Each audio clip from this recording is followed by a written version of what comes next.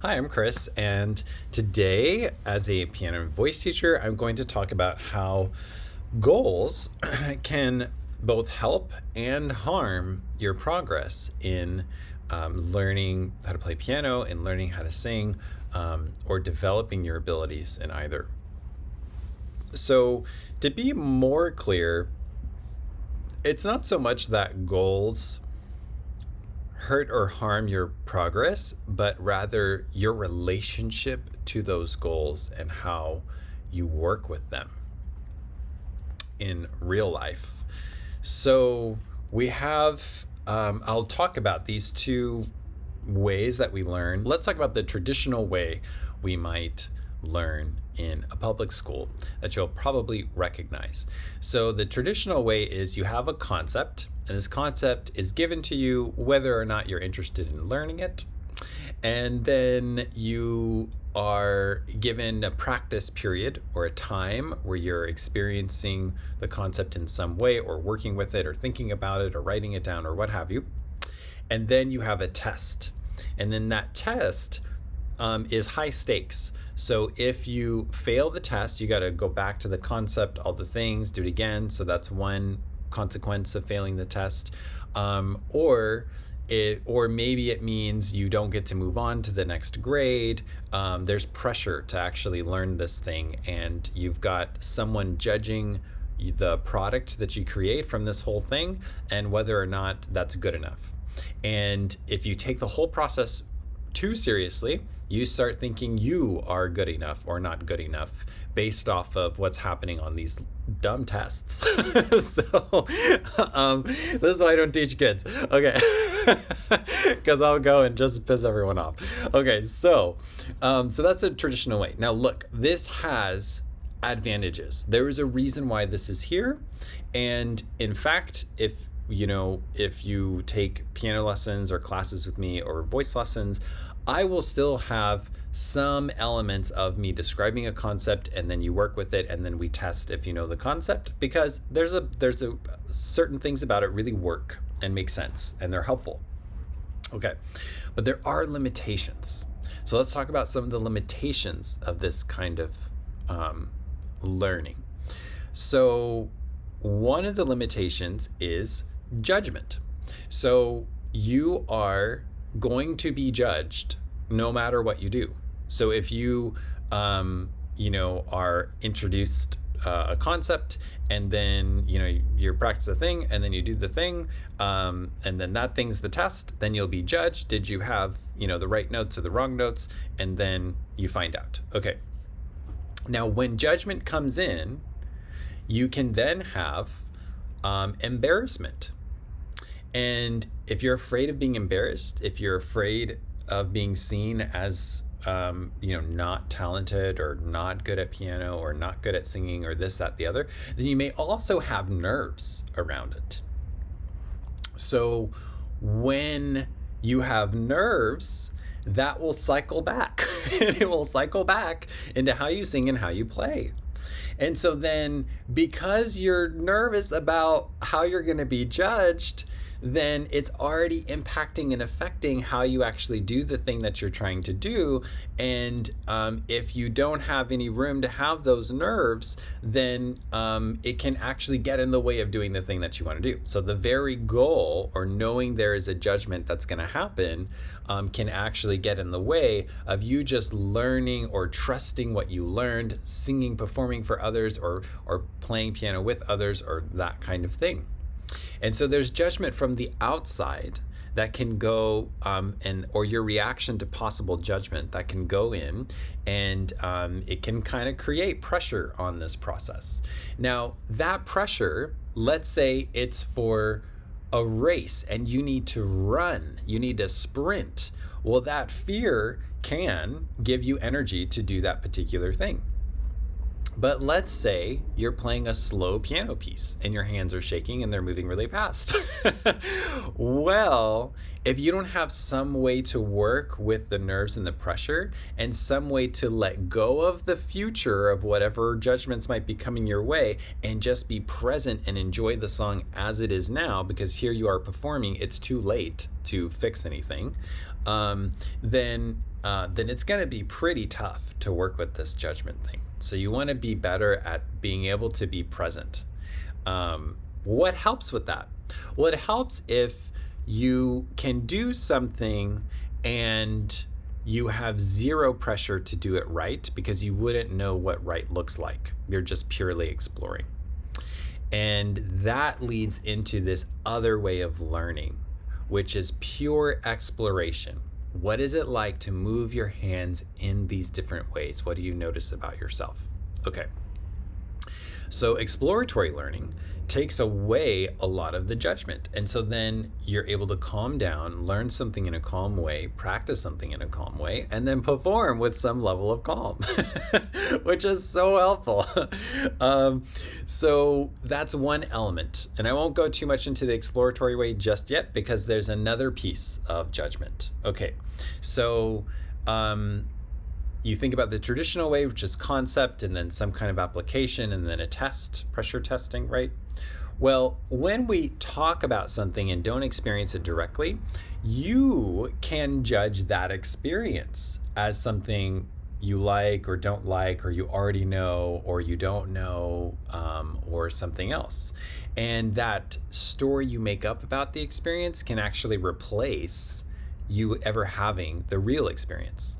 Whoa, does that actually make any sense? It does. Here, let's just start with a simple orange. Okay, so let's say you have never tasted an orange in your entire life, and you're considering having this orange be part of an orange cake for your wedding. Okay, so there are high stakes, right? Okay, so now, you've never had anything in the citrus family. Okay, so your friend says, well, let me describe to you what an orange is like, and then maybe you can decide. Okay, so an orange is kind of wet, like an apple. And then you say, oh, I don't like apples, so I won't like oranges. Okay, so, all right. Then they say, no, but it's also like kind of sour, like vinegar. And they're like, I don't want a vinegar fruit, gross.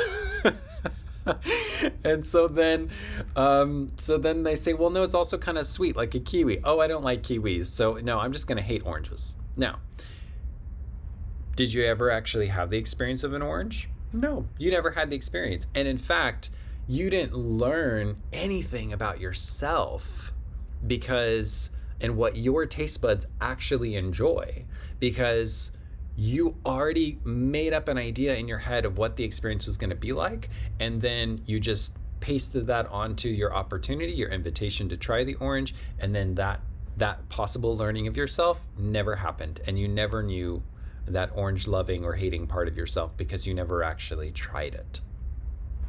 And this is what happens if I say, we're going to learn a technique because you need to learn this because it's going to really make a huge difference in your playing and blah, blah, blah, blah, blah, blah, blah. You are then going to create some kind of pre-concept or story about what the experience is, and then we're not going to really find out what it's like for you to just purely experience the thing. So what would happen if, instead of describing all these attributes or facts about an orange, I just handed you an orange and you just tried it? Then you would learn, oh, I love oranges, or oh, it's neutral, but I don't know if it makes sense for the cake, or it's the perfect thing for the cake, or I hate oranges. Oh, I'm so glad that I tried that. I now know. Okay. Now, when it comes to something like technique for piano or for voice, you will bring in your own habits, your own way of moving into the technique. There's no way to separate that. You have a history. Your body has a history of how you've been moving your whole life. And when you do that, it's going to create an experience. And that experience might be something that's really helpful to your learning, and it really helps you play. Or you're going to find that with your particular habits, your particular structure, your particular mood that day, it just didn't quite kind of like sink in. It doesn't quite feel good for you to do. And so you need to kind of maybe visit it another time. So maybe you tried an orange and you liked it, but you didn't like how hard it was to peel. But then you try a mandarin orange a year later and realize, oh my gosh, this is amazing. It's so easy to peel. Not every orange is the same, right? Not every experience is the same. In fact, almost no experience is exactly the same. So, so you learn from that experience. And if you look at really talented singers, piano players, musicians, they take time to experiment, which creates new experiences, and then they're able to experientially learn. And they learn without the pressure of it having to be good enough or under the judgment of someone watching. There's this really basic thing, which is when you have a goal and now there's the opportunity for failure, then you can mourn the failure and then get down on yourself. And all that stuff is you not playing the piano. That is not in the activity anymore. Now you're just standing outside of the activity, judging, yourself. And now the attention's not in the movement of the music, it's on you and what's wrong with you. And so it's so simple. If we don't put any goals there, then here you are.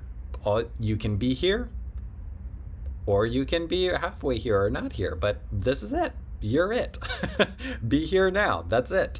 There's nowhere to go. And so it's such a basic thing that it helps you stay attending to the process. And boy, when I'm performing, that's ideally what I'm doing. I'm not paying attention to whether I'm doing a good job or not. I'm not deciding on that.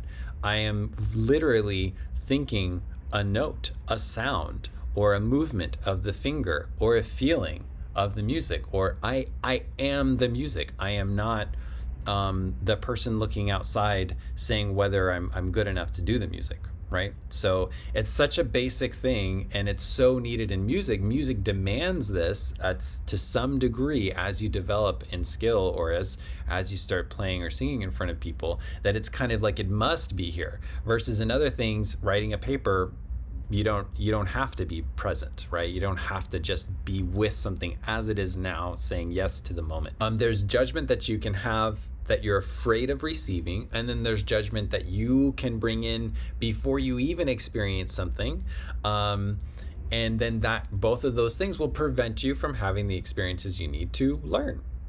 And so if we take this idea and we want to make progress in a direction like learning music, then it means you need some time where you're purely exploring and you're not worried about getting it right. And it helps if one way that helps with that is if someone doesn't tell you what something is for and doesn't tell you if you're doing it right. You just have fun with it and tinker around, and you see, maybe you discover something, maybe you don't. Maybe you enjoy it, or maybe you're like, well, okay, not that interested. And you have a variety of these things. So I have this baked into all my online stuff, all of my piano classes, all my one-on-one voice and piano lessons, because I know how important this is. Okay, so ideally you have that. And then ideally you do have the structured thing. And most of what I do has both of these elements. Now, when you have both of these elements, that's when you're really going to make progress. Now, I'm going to apply it to something that's outside of music, so you kind of get a feel or a sense of this. This has been very transformative for me in my own life, and it's kind of a never-ending process. It's amazing. I love it, and it's made life much more fun and less pressured. Yeah, would be a good way to describe it. So let's bring it to something outside of life, so you get outside of music, so that you get an idea of what this might be like. Let's say you want to exercise more. Well, if you put any goals on your exercise, what are you doing? You are introducing the possibility of failure and the judgment that can come from it, and the discouragement, and then labels you might place on yourself, especially if you've had a long history of failed diets and all that kind of stuff. Yeah. Or failed exercise routines. Yes. Okay. So that's one possibility. You could put a goal. Okay. Now, on the other end, you could say, what could I do that involves movement that I would enjoy? I wonder, I don't know. Let me set up all these different types of oranges, all these different types of experiences, so that I could discover what in me wants to have movement, wants to move. So, an example would be there was a story from the book SuperBetter by, is it Kelly McGonigal? Kelly or Jane McGonigal. They're twins. But I'll put a link in the description below so that I quote this accurately. There's a guy who wanted to exercise more, and he loved his dog. And he didn't want to put his dog in the crate so he could go to the gym and exercise. And he decided it was something like he was going to make like a day just for his dog, and everything about that day was revolved around making his dog happy, like doing things his dog wanted to do. And in the process, he ended up doing all kinds of movement, and he felt all of this joy and connection to this because it was connected to something he actually cared about and loved and was interested in, and had all these experiences of movement. And it turns out that movement being connected to this is what was needed. And so that is what made it work for him. Now that's connecting movement to something related that you care about. For me, it's gardening. I get a ton of exercise gardening, and I don't need any discipline to exercise. I want to see that flower bloom. I want to see that bird go and visit that grain and eat away at the seeds. So it just happens. But then there's the other way, which is you could try, let's say you love being outside. Well, then you would see what are all the different ways I might be able to move to be outside, and go have one experience after the other and see what am I connecting with, what feels like I just have the energy to move when it's for this thing. Bird watching. Let's say you love birds, then bird watching. Okay. And so that's a way you might apply it. I hope this helps, and also explains for any of my new students that are like, wait, like, why are you having us, do these weird movements with our hands? Like, what's this about? And so I hope that helps give you a sense of ways that you can hold a goal, so you don't use a goal to create failure, disappointment, judgments for yourself, but instead you hold a goal as a way to get a direction, and then you let go of goals so that you can improvise, explore, find what's working for you, find what you already have energy for that you didn't realize you had energy for. Like, I have so much energy to move if I'm putting together a cinder block planter. Who knew? So take what works for you, leave the rest. And if you're interested in voice lessons, piano lessons, or piano classes that really work with your inner critic in a way that can help you make space for freedom, spontaneity, and real consistent progress over time in playing or singing, then you can reach out to me at the link below. I teach both online and in person in my Austin, Texas studio. Thanks for watching.